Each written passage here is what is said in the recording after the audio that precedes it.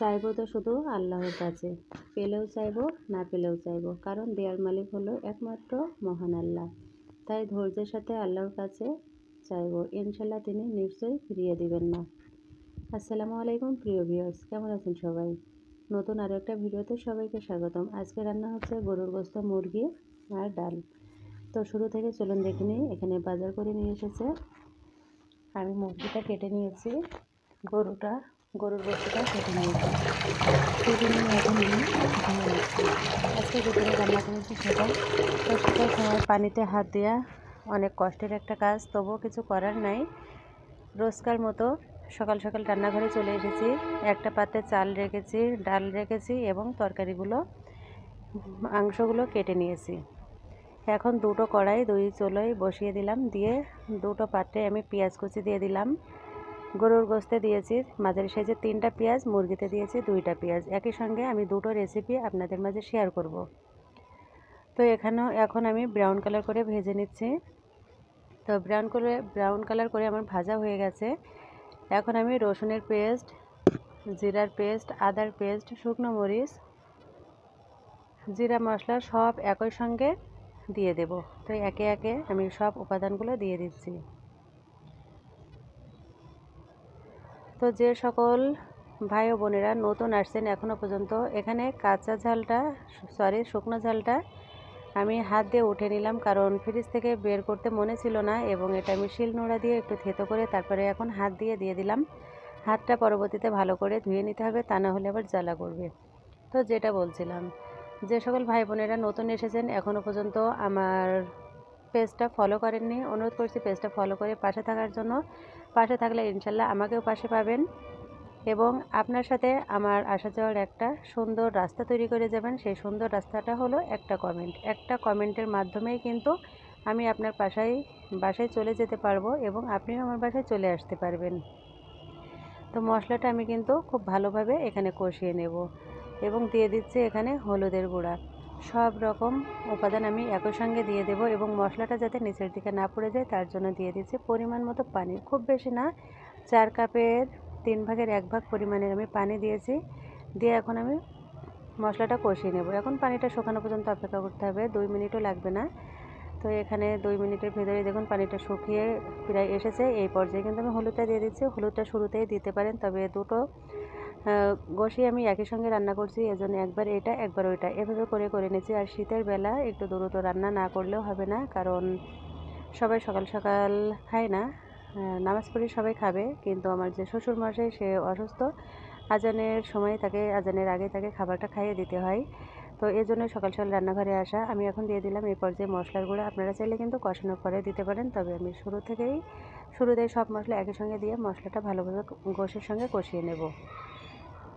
এখন আমি ধুয়ে রাখা গোশটা দিয়ে দিচ্ছি। প্রথমে আমি গরুর গোশটা দিয়ে দেবো, তারপরে মুরগির গোশটা। এখানে মুরগিটা নিয়ে আমি কড়াইয়ের ভিতরে দিয়ে দেবো, তার আগে এখানে গরুর গোশটা একটু নাড়াচাড়া করে নিচ্ছি। তো নাড়াচাড়া করার সময় এখানে কিন্তু কড়াটা আমি যেমন নাড়াচাড়া করছি তেমনটি কড়াটাও কিন্তু নাড়াচাড়া করছে, কারণ এক হাতে আমার মোবাইল আর এক হাতে খুন্তি। তো এখন কি করব, কড়াটা যত বেশি নাড়াচ্ছে তত যেন কাত হয়ে যাচ্ছে।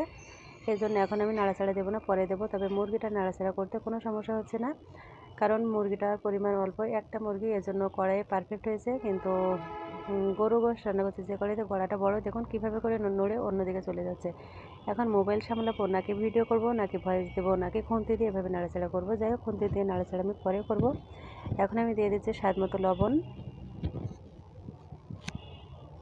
তো লবণ দিয়ে দিলাম। এখন কষানোর জন্য পানি দিয়ে দেবো। এখনও কিন্তু গোশটা কষানো হয়নি, আমি মশলাটার সঙ্গে শুধুমাত্র মেখে নিলাম। আপনারা কিন্তু এভাবে রান্না করতে পারেন, আবার সব মশলা একই সঙ্গে দিয়ে হাত দিয়েও মেখে নিতে পারেন, তবে শীতের সময় তো এর জন্য আমি হাত দিয়ে মাখালাম না। এখন দেখুন এখানে অল্প একটু আমি পানি দিয়ে দিয়েছি, এটা দিয়ে কিন্তু আমার কষানো হয়ে যাবে, কারণ প্রেশার কুকারে দেবো গরুর গোশতটা যাতে দ্রুত রান্নাটা আমার হয়ে যায় এজন্য।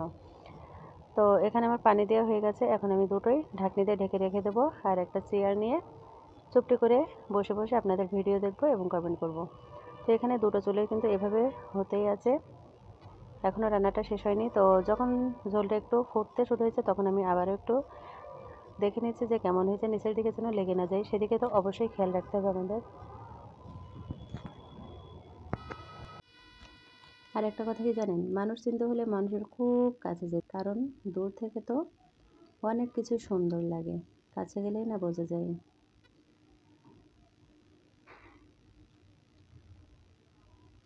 তো আমি একটু নাড়াচাড়া করে নিচ্ছি। এরই মাঝে আপনাদের মাঝে কিছু কথাও আমি শেয়ার করলাম। আর একটা কথা কি জানেন, কারোর সাথে যদি আমার সম্পর্ক অনেক বেশি ভালো হয় বা আমি ভয়ে থাকি, মনে হতে থাকে খুবই দ্রুত বুঝি সম্পর্কটা নষ্ট হয়ে যাবে, আর এক সময় আমার ভয়টা সত্যি হয়ে যায়। এর জন্য খুব কাছ থেকে খুব বিশ্বাস করে কারোর সঙ্গে মিশবেন না। তবে মা বাবা ভাই বোন এরা কিন্তু কখনোই বিশ্বাসঘাতকতা করে না, এবং চোখ বন্ধ করে যাকে বিশ্বাস করা যায় সে হলো মা।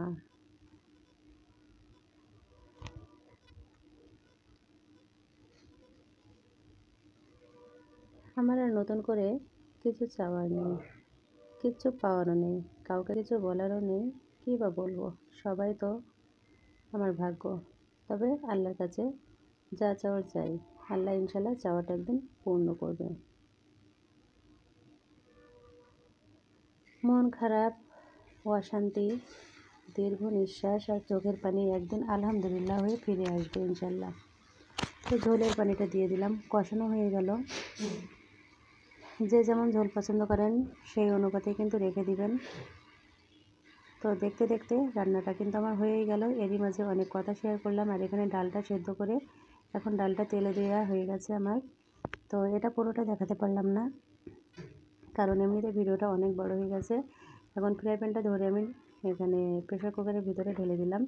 ব্যাস হয়ে গেল রান্না। এখন আমি একটা হাঁড়িতে নামিয়ে নেব। তো এখানে কিন্তু দই চুলো এভাবেই জ্বলছে, আর এখন আমি আর ঢাকনা দিয়ে ঢাকবো না। রান্নাটা প্রায় হয়ে এসেছে এবং প্রেসার কুকারে দিয়ে আমি সিদ্ধ করে নিয়েছি গরুর গোস্তটা, আর মুরগিটাও প্রায় হয়ে গেছে। এখন আমি চুলাটা অফ করে দিলাম। তো আজকের দুপুরে কী কী রান্না করলাম আপনাদের মাঝে শুরু থেকে শেষ শেয়ার করলাম। ভিডিওটা কেমন লাগলো আপনাদের কাছে সুন্দর একটা কমেন্ট করে জানিয়ে যাবেন। আপনাদের একটা কমেন্ট কিন্তু আমার কাজ করতে আরও উৎসাহ জাগায়, এজন্য কমেন্ট করতে একটুও ভুল করবেন না।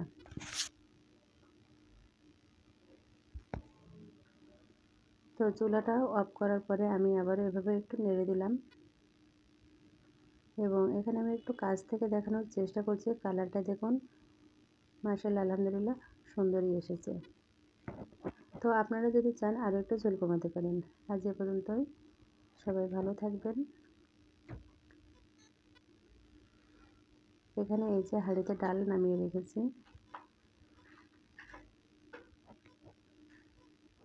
তো আবারও দেখা হবে আপনাদের সঙ্গে নতুন ভিডিও নিয়ে, নতুন কোনো রেসিপি নিয়ে। সে পর্যন্ত সবাই ভালো থাকবেন, সুস্থ থাকবেন। আসসালামু আলাইকুম, আল্লাহ হাফিজ।